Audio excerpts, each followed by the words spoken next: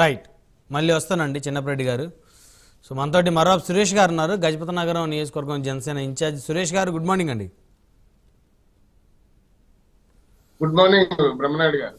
So మొత్తానికి గ్రామ సభల వల్ల గ్రామాలకి ఉపయోగం ఏంటి, గ్రామం ఏ విధంగా అభివృద్ధి చెందుతుంది, నిన్న చేసినటువంటి తీర్మానాలు ఏవైతే ఉన్నాయో గ్రామ పంచాయతీ ప్రెసిడెంట్లకి వారి హక్కుల్ని తిరిగి వారికి కల్పిస్తామని వారి నిధుల్ని వారికే కేటాయిస్తామంటూ పంచాయతీరాజ్ శాఖ మంత్రి చేసినటువంటి ప్రసంగం ఏదైతే ఉందో సో అది ఎంతవరకు ఉపయోగపడుతుంది అనుకోవాలి? మళ్ళీ గ్రామాలకు పూర్వ వైభవం వస్తుందని అనుకోవచ్చా సురేష్ గారు?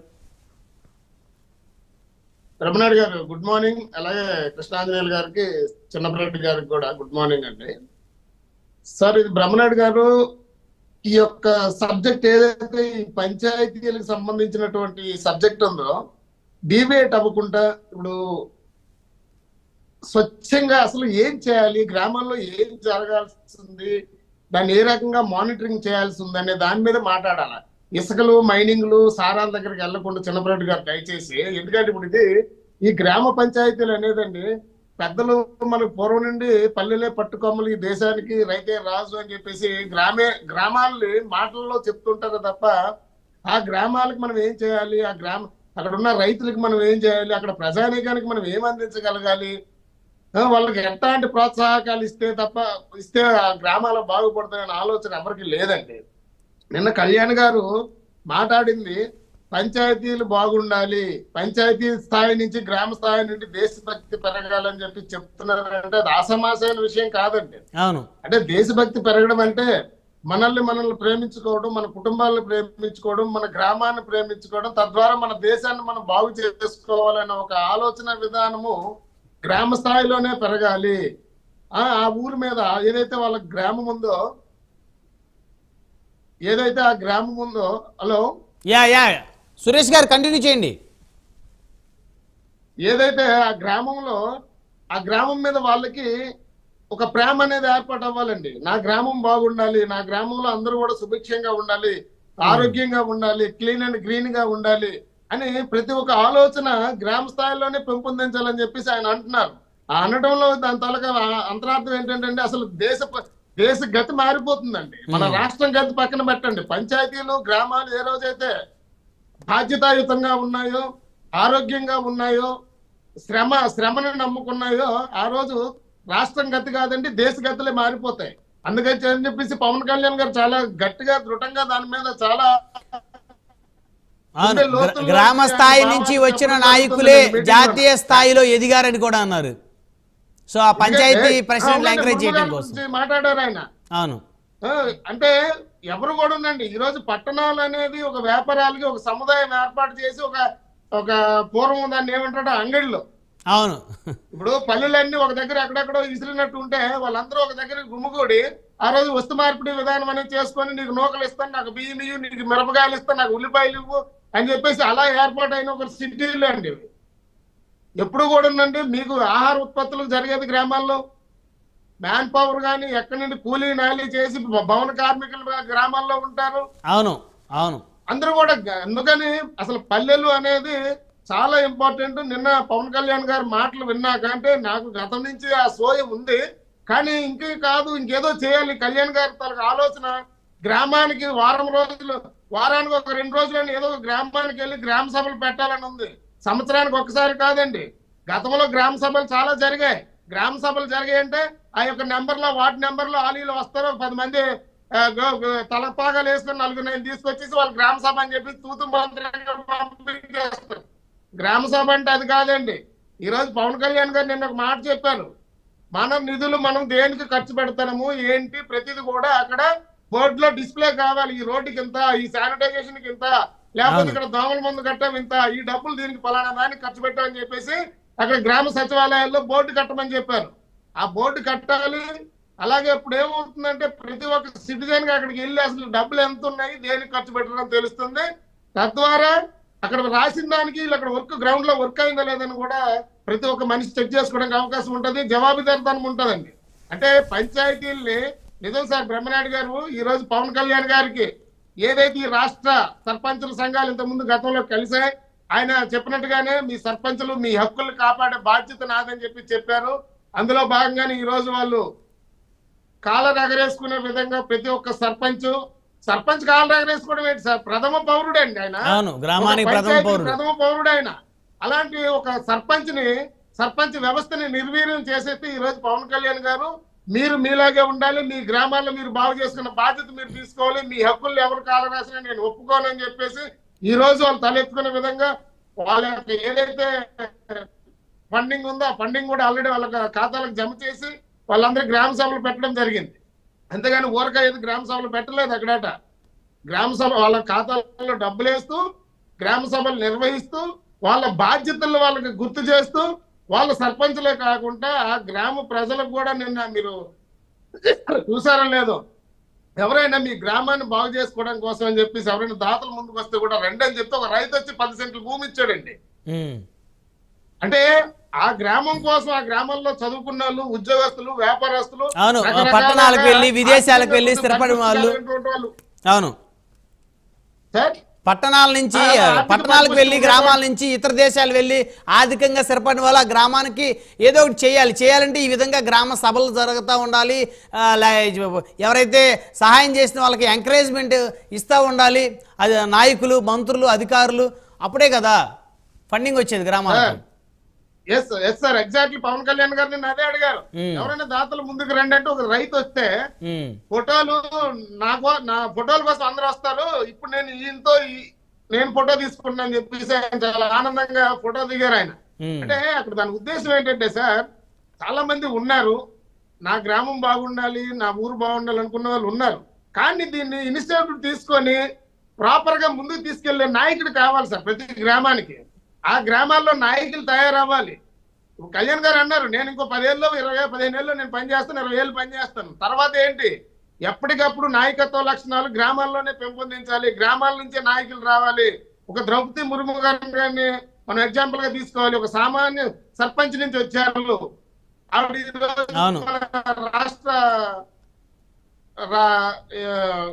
రాష్ట్రపతిగా ఈ రోజు కూర్చున్నారు ఆమె కదా, స్త్రీ శక్తి అని పొగిడారు.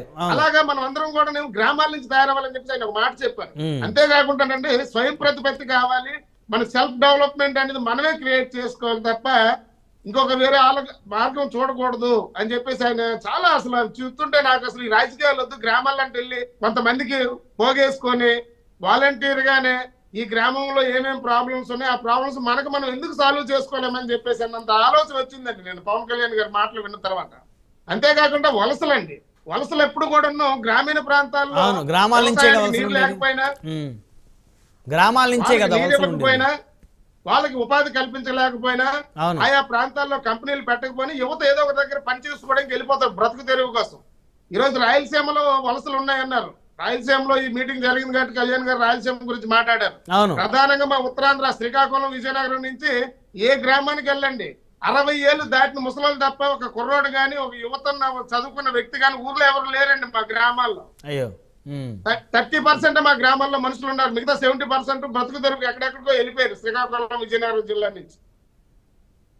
ఆ దౌర్భాగ్యమైన పరిస్థితి ఎందుకు వచ్చిందంటే మన నాయకులు ఎప్పుడు కూడా ప్రాంతాల వారిగా అక్కడ ఎవరికి ఏం కావాలి, ఏమిస్తే ఆ ప్రాంతం బాగుపడుతుందని చెప్పేసి ఆలోచన విధానం ఒక ప్రణాళికబద్ధంగా వేసుకొని వెళ్ళాలి తప్ప ఈరోజు కళ్యాణ్ గారు వచ్చారు కాబట్టి ఇవన్నీ జరుగుతాయని నాకు ఈరోజు నమ్మకం వచ్చిందండి. పల్లెలు బాగుంటాయి, పంచాయతీలు బాగుంటాయి, యువత బాగుంటారు, మహిళలు బాగుంటారు, మహిళా శక్తి కూడా ముందుకు రావాలి మొగలతో సమానంగా చెప్పేసి నేను పిలుపునిచ్చారు ఆయన. మహిళలే మీరే ముందుకు రావాలి, యువత ముందుకు రావాలి, భవిష్యత్తు తరాలన్నీ మీ చేతుల మీద ఆధారపడి ఉన్నాయి.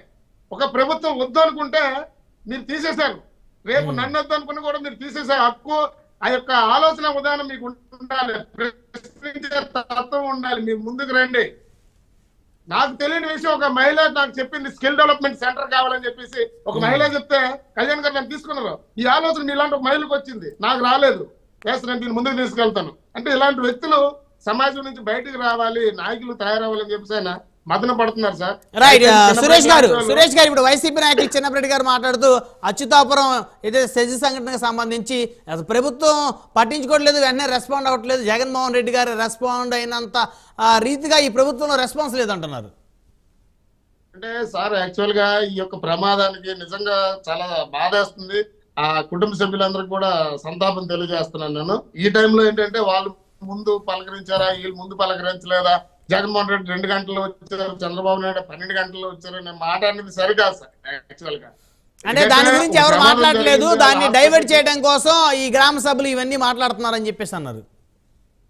లేదండి, ఈ గ్రామ సభలు, ఈ వ్యవహారం, 15th కమిషన్, ఈ ఫండింగ్, ఇదంతా ప్లానింగ్ అంతా సపరేట్ వ్యవహారం. అది ఎప్పుడు కూడా ఒక ప్రోగ్రెస్, ఒక ఇన్సిడెంట్ అక్కడ దేశంలో జరిగిందని అన్ని ఆపారండి. అది డైల్యూట్ చేయడానికి గ్రామ సభలు ఆ మాట అంటే ఎవరైనా అంటే అది ఆ మాటను వెనక్కి తీసుకోమని చెప్పండి. ఎందుకంటే రాజకీయాలు చేయొచ్చు కానీ రాజకీయాల కోసం ఇంత నీచంగా దిగజారాల్సిన అవసరం లేదు. ఇప్పుడు అక్కడ చావు ప్రమాదం జరిగింది, ఆ ప్రమాదాలు ఎలాగ నిర్మూలించాలి, దాని మీద ఎటువంటి జాగ్రత్తలు చేయాలని చెప్పి సూచనలు ఇవ్వాలి తప్ప అది ఏ నాయకుడైనా, ఏ పార్టీ వాడైనా, ఏ మనిషి అయినా కానీ సూచనలు ఇవ్వండి. కంపెనీల్లో సేఫ్టీ నామ్స్ చెక్ చేయండి, లేదంటే థర్డ్ పార్టీ ఎవరినైనా పెడతారా సేఫ్టీ ఆడిట్ చేయడానికి, లేదంటే థర్డ్ పార్టీ ఉంటే ఆ కంపెనీకి ఏమైనా సమస్యలు వస్తే చిన్నప్పటి గారు ఇప్పుడు సార్ వినిపిస్తున్నా మీరు కంటిన్యూ చేయండి. అంటే ఇప్పుడు కంపెనీలో ప్రమాదాలు ఎప్పుడు జరుగుతూనే ఉంటాయండి. వైసీపీ గవర్నమెంట్ లో ఎల్జీ పార్లమెంట్ జరిగింది కదా, ఇప్పుడు ఇది జరిగింది కదా వేసుకోవడానికి ఏం లేదు. వీళ్ళు వచ్చి 2 నెలలు చేసేది ఏం లేదు. ఇది కంటిన్యూస్ ప్రాసెస్ సార్. ఇండస్ట్రీస్ మీద ఏ గవర్నమెంట్ వచ్చినా కూడా ఫస్ట్ అధికారులు, ఇన్స్పెక్టర్ కానీ, పొల్యూషన్ కంట్రోల్ బోర్డులు కానీ,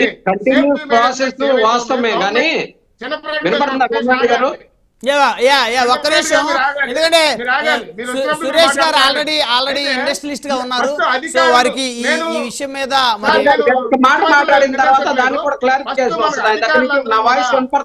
అడగండి. సురేష్ గారు ఒక్క నిమిషం, వారు ఏదో అడుగుతారంట, ప్లీజ్. పవన్ కళ్యాణ్ గారు మొన్న ప్రెస్ మీట్ లో మాట్లాడుతూ సేఫ్టీ ఆడిట్ చెయ్యాలి అని చెప్పేసి నేను కనపడ్డ వాళ్ళందరినీ కూడా అడిగాను, కానీ సేఫ్టీ ఆడిట్ గురించి పట్టించుకోలేదు. సేఫ్టీ ఆడిట్ జరిగుంటే నిజంగా ఈ రోజు ఈ ప్రమాదం జరిగుండేది కాదు. ఎవరైతే సేఫ్టీ ఆడిట్ కి స్పందించలేదో పై అధికారులు కానీ, ముఖ్యమంత్రి గారు కానీ, పవన్ కళ్యాణ్ గారు ఎవరికి చెబితే వెళ్ళలేదో వాళ్ళ పేర్లు బయట పెట్టాలా. ఇవన్నీ కూడా అది పట్టించుకోకపోవటం వల్లనే ఇవాళ ప్రమాదం జరిగి 17 మంది చనిపోయారని చెప్పేసి ఖచ్చితంగా చెబుతూ ఈ ప్రభుత్వ హత్యలు అని చెప్పేసి మేము చెప్తాం. గత 5 ఏళ్లలో సేఫ్టీ ఆడిట్ జరగలేదు గత ప్రభుత్వంలో. అయితే సార్ ఎల్జీ పాలిమర్స్ లో జరిగినటువంటి సందర్భం తర్వాత ఎంత రిఫార్మ్స్ తీసుకొచ్చి జగన్మోహన్ రెడ్డి గారు చేసినటువంటి పరిస్థితి వల్లనే తర్వాత ఎటువంటి ఘటనలు జరగలేదు. దాని తర్వాత వచ్చినటువంటి ఈ 2 నెలల్లో వీళ్ళందరూ విసిగేసి వ్యాపారులు భయపడిపోతారని చెప్పేసి 17 మందిని పొట్టన పెట్టుకున్నారు సార్. వ్యాపారులు భయపడేది సార్, నీకు లైసెన్స్ ఉండాలి, నీకు పొల్యూషన్ కంట్రోల్ ఉండాలి, ఇవి ఈ జాగ్రత్తలు తీసుకోవాలని చెప్తే వ్యాపారులు పారిపోతారా అంటే?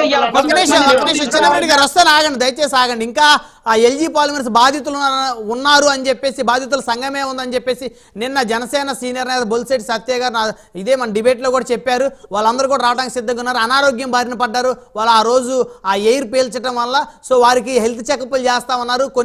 కొన్ని రోజులే చేశారు, తర్వాత వాళ్ళని పూర్తిగా వదిలేశారు, వారిని పట్టించుకోవట్లేదు అని చెప్పేసి అన్నారు. సో మీ ప్రభుత్వంలో కూడా లోపాలు ఉన్నాయి కదా, ఉన్నదాన్ని పూర్తిగా మనం రెక్టిఫై చేయాలి, ప్రభుత్వాన్ని అందేలా చేయాలి, ప్రభుత్వం కూడా స్పందించాలి, వారి ఆరోగ్యాలు మెరుగుపడేలా చూడాలి, వారికి న్యాయం చేయాలి. సురేష్ గారు ఖచ్చితంగా తప్పలేదు, దాంట్లో తప్పలేదు.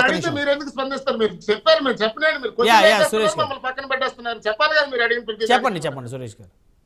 ఇప్పుడు పవన్ కళ్యాణ్ గారు ప్రెస్ మీట్ లో ఏం చెప్పారంటే, ఎప్పుడు కూడా మీలాగా అడ్డగోలుగా ఏదో ఒక నిర్ణయం తీసుకొని రాష్ట్ర భవిష్యత్తుని అధోగతి పాలు చేసే ఆలోచన ఆయనకు ఉండదు. కాబట్టి ఇటు కంపెనీలు మన బిజినెస్ ఎలా పెరగాలి, ఇండస్ట్రీస్ ఎలా రావాలి, అట్ ద సేమ్ టైము ప్రాణాలు అత్యంత ఖరీదైనవి, ప్రాణం కంటే ఏది ఎక్కువ కాదు, ఇవన్నీ బ్యాలెన్స్ చేసుకొని దీని మీద ఈ సమగ్రంగా మనం ఆలోచన చేసి దీని మీద కొన్ని నిర్ణయాలు తీసుకోవాల్సిన అవసరం ఉందని కూడా చెప్పారు. ఇలాగా ఇది సేఫ్టీ ఆడిట్ పెడితే వాళ్ళు వెనక్కి వెళ్ళిపోతారు అని ఏం అనలేదండి. అంటే వాళ్ళని కూడా చూడాలి, at the same time safety అనేది ఏ రకంగా మనం ముందుకు తీసుకెళ్ళాలి.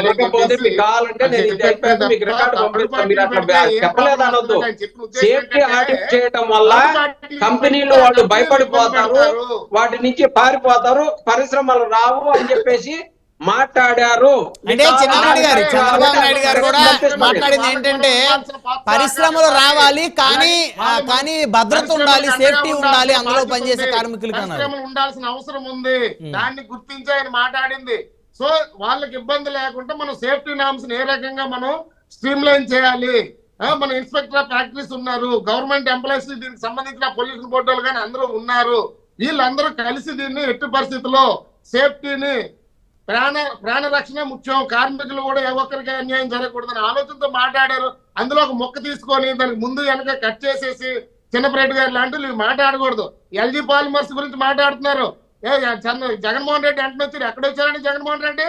ఎన్డీఆర్ఎఫ్ బృందాలు ఆ రోజు కరోనాలో ఉన్నాం, కరోనాలో ఉంటే ఎన్డీఆర్ఎఫ్ బృందాలు ఏదైతే కరోనా టీం ఉన్నారో అలాగే మాకున్న జన సైనికులు కానీ మేము అక్కడ సరౌండింగ్ లో ఉన్నటువంటి వాళ్ళు అందరూ వెళ్ళి వాళ్ళందరినీ బయటికి తీసుకొచ్చి నానా సంఘాలు ఆగేప్పుడు అప్పుడు వాళ్ళు హాస్పిటల్ పడేసి కోమలోకి వెళ్ళిపోతే కూడా ఎవడు పట్టించుకున్నారు లేడు.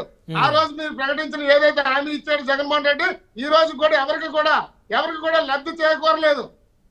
అంటే కోటి రూపాయలు మృతులకి ఒక్కొక్క మృతులకి కోటి రూపాయలు ఇచ్చారు కదా. మొట్టమొదటి ముఖ్యమంత్రి జగన్మోహన్ రెడ్డి గారు గుర్తుపెట్టుకోండి, ఏది చేయలేదని అనమాకండి. ఒక్కొక్కళ్ళు హాస్పిటల్ 10 లక్షల రూపాయలు ఇచ్చారు, ఇంటి దగ్గర వాళ్ళకి 10,000 రూపాయలు ఇచ్చారు, 5 గ్రామాలకి 10,000 రూపాయలు చొప్పున ఇంటికి పంపించినటువంటి జగన్మోహన్ రెడ్డి గారి గురించి ఇంకా అది చేయలేదు ఇది చేయలేదు. చిన్నపరెడ్డి గారు, సురేష్ గారు దయచేసి ఆగండి. పంపించడానికి కూడా చేతగాక కంపెనీ డొక్కు బస్సుల్లో వేసి పంపించి ప్రజల్ని మాంసం ముద్దల్లాగా తీసుకుపోయి హాస్పిటల్లో పడేశారు. ఇంకా మీరు మాట్లాడుతూ ఉన్నారు. వీళ్ళు ఏదైతే లిక్కర్ వ్యాపారం చేస్తున్నారో బాటిలింగ్ వ్యవహారాలతో వీళ్ళకి లింక్ ఉండి అడవుండి ₹1 కోటి ప్రకటించారు. బాధితులు ₹1 కోటి ఇవ్వడంలో తప్పలేదు, కానీ ఆ సంఘటనలు జరగకుండా ఉండడానికి కావాల్సిన సలహాలు ఇవ్వాలి తప్ప ఏదో జగన్మోహన్ రెడ్డి అప్పుడు చంపేశాడని మేము అనలేదు, ఈ రోజు చంద్రబాబు నాయుడు చంపేశాడని మేము అనట్లేదు. జాగ్రత్తలు తీసుకోకపోతే ప్రమాదాలు ఎక్కడైనా జరుగుతాయి, బ్రిడ్జిలు కూలిపోతున్నాయి, బస్సు యాక్సిడెంట్లు అవుతున్నాయి, అలాగే కంపెనీలు కూడా జరుగుతాయి. కానీ వాటిని నివారించే విధంగా మనం ఎలాంటి చర్యలు తీసుకోవాలనే దాని మీద మీరు మాట్లాడాలి తప్ప ప్రతిదానికి సబ్జెక్ట్ అవుట్ పెడితే డీవియేషన్. ఈ రోజు పంచాయతీల మీద సబ్జెక్టు పెడితే మీరు ఏం మాట్లాడతారండి? ఇసుక గురించి వాటి గురించి ఏం మాట్లాడతారండి? ఈ రోజు పంచాయతీలు ఎలాగ ఉండాలి? పంచాయతీలకు మనం సర్పంచులు ఎంత నాశనం చేస్తాం, మనం సర్పంచ్కి విలువ లేకుండా చేస్తాం, ఒక ఎంపీటీసీ విలువ లేదు, ఒక ఎమ్మెల్యేకి విలువ లేదు, ఒక వార్డు మెంబర్ కి విలువ లేదు. సురేష్ గారు మళ్ళీ వస్తాను, దయచేసి ఆగండి. సురేష్ గారు సమయం లేదు, చిన్నపరెడ్డి గారు దయచేసి ఆగాలి. వారందరినీ కూడా ఆకట్టుకోవాలి, వారందరినీ కూడా చేస్తున్నటువంటి మీరు దయచేసి ఆగండి. చిన్నపరెడ్డి గారు మళ్ళీ వస్తాను, ఆగండి. మేకప్ వేసి చిన్నపరెడ్డి గారు మళ్ళీ వస్తాను. కృష్ణాయన్ గారితో మనం కంక్లూజన్ తీసుకుందాం. కృష్ణాయన్ గారు, సురేష్ గారు, చిన్నపరెడ్డి గారు దయచేసి ఆగండి. సమయం లేదు, 1 by 1 కంక్లూజన్ తీసుకుందాం. కృష్ణాయన్ గారు, సో ప్రజల కోసం కూలీ మాదిరిగా పనిచేస్తానంటూ పంచాయతీరాజ్ శాఖ మంత్రి, రాష్ట్ర ఉప ముఖ్యమంత్రి